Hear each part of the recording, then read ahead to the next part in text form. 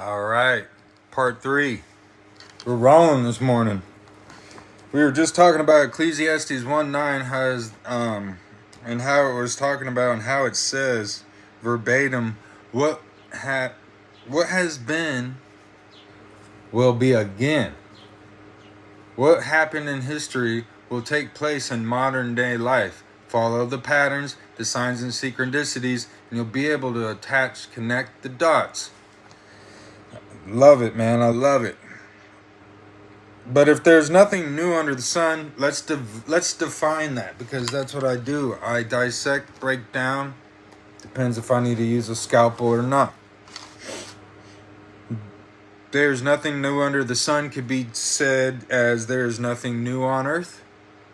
Even though we have everyone here in every sector of denomination and every opinion beyond to the extremist, who will say that everything is new on earth, and I am not here to debate. A person's actions during their life are lost in the grand scheme of things, and all will be forgotten. So if there is nothing new under the sun, and our actions during our life get caught up in the grand scheme of things, and then we forget who we are, who our true authentic self is, and we come a part of just of the 3D matrix, then we'll forget who we are. Man, I love you so much. Let's get you centered. We'll get to there. I need to stop preaching, and I'm preaching, but there's words and messages here, and I need to go to work. All right. The grand scheme of things. All right, take this. There's nothing new under the sun. Okay.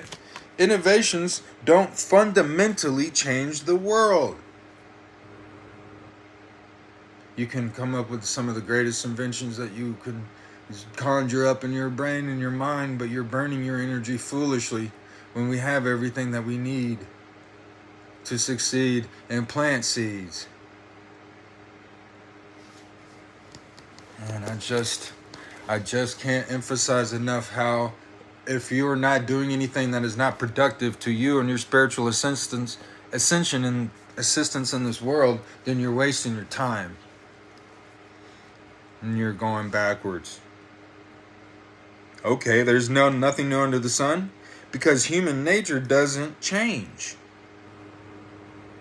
People will always look for answers to these questions and things that can't satisfy them. Instant gratification. These shorts and these videos are 3 minutes long, so we can only tap in and then we're out again. Tap in, stay plugged in. I am a conduit of power. You are a conduit of power. Man, tap in. Ah, Shay. Man, purple. Can't satisfy them, so what can satisfy you? I'm going to leave that one for you. But what I am doing is I am painting a picture of of us living our lives out in patterns and how we are creatures of habit. I had an alcohol addiction. Broken. That was my living sacrifice. That was what I gave up. But waking up every day and having my mind telling my body that I need a drink and that I have to or I will die, facing in your thoughts in those moments is what breaks all the chains. Let's be chain breakers today, y'all. Woo! Can you feel the zeal? It is real. Making it not easy. It's not easy breaking habits. But we are reprogramming our system so we can begin to sow real seeds, producing abundant harvests. In Apostle Paul's metaphor, we are all, every one of us, farmers. We scatter spiritual seeds across the field of life matters that you are committed to creating a safer and sane future. We're producing seeds to get the abundant harvest so we can have a safe and sane future. If you're planting bad seeds, Give it a week or two or a month and see how your life plays out. Your karma comes back in cycles.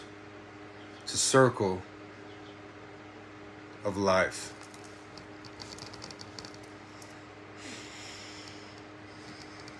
There are seeds, multiple of them. Just like multiple spirits. The spirit of forgiveness, the seed of forgiveness, the seed of grace, the spirit of grace.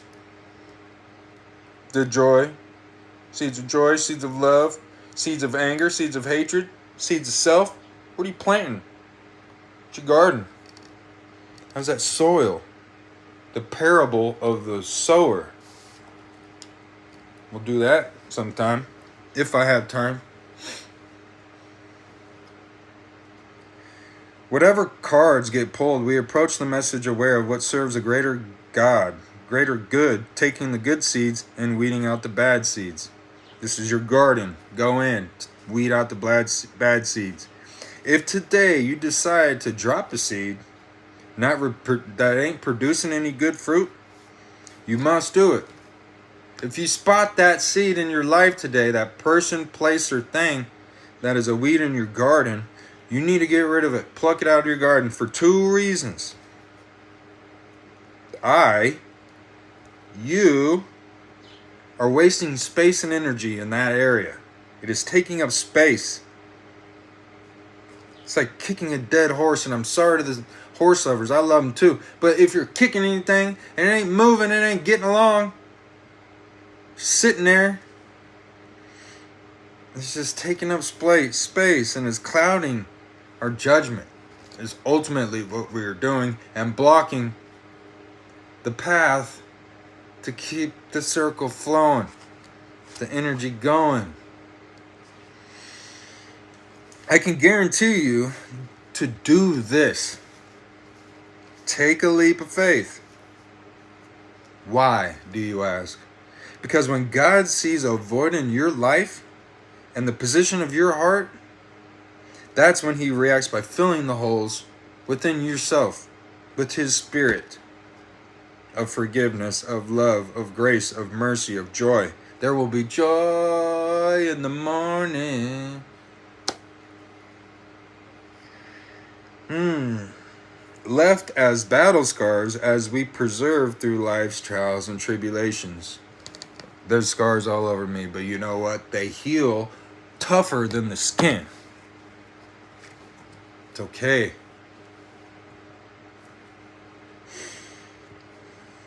To get a little bloody, to get hurt, to jump in there, to get in the game. For this produces our character self.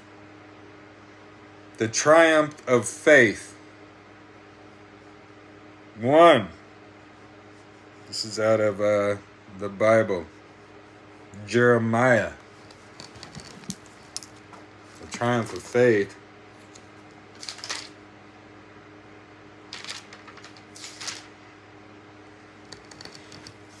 I don't have reference. Therefore, since we have been justified through faith, we have peace with God through our Lord Jesus Christ. Through our Lord Jesus Christ, though whom we have gained access by faith into this grace in which we stand. Into this grace in which we stand. Sounds like the Pledge of Allegiance that the government had us reading and saying in elementary school. I pledge allegiance to the flag of the United States of America. I pledge allegiance to Kendall Francisco today, in which I stand in my power, under God's grace and mercy, within his hedge of protection, within the love that I have within myself, and I cultivate more outside, so then it surrounds me. I'm a magician, the Hierophant, the Creator, the High Priestess. Take them all and put them in one, and that's what you're looking at.